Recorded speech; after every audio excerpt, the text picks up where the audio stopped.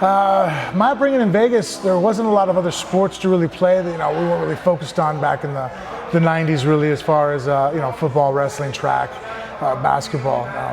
But the fight culture, obviously, because Vegas is a boxing town, so MMA, jiu-jitsu, things like that really started taking a foothold here, and especially once I was in my 20s because of the UFC being stationed here, and the Fertitas opening up the Zuffa facility headquarters here because they're also hometown guys. That really made this like the Mecca.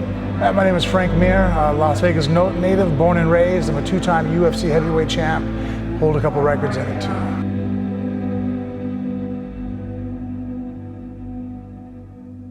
Gym culture back in the day, when I first started out, there was a lot more cleanouts, where a lot more of the, if you train at one facility, you can't cross-train at another. And I think Randy really kind of broke that mold when he came out here because, everybody just kind of cross-trained with everybody.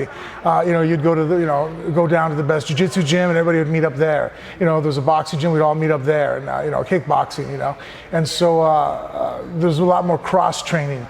It's starting to get kind of back to that now, but for a while there, everybody in Vegas, everybody trained with everybody. The first time winning the belt in the UFC, it was a benchmark in life as far as accomplishing goals of setting something forward and having a dream and going, hey, I'm going to put in work and effort and time and dedicate myself to this. A lot of people do that in life, and I was lucky enough to actually come to, my goals came to fruition as far as winning a belt. It's a very selfish sport. If you want to be number one, you have to put yourself number one.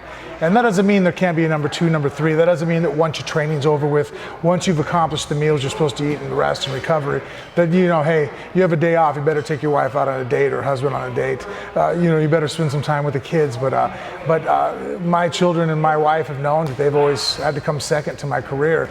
And the times that I've put them first, I've had less success. And that's why now I even fight less now because, I don't put fighting first.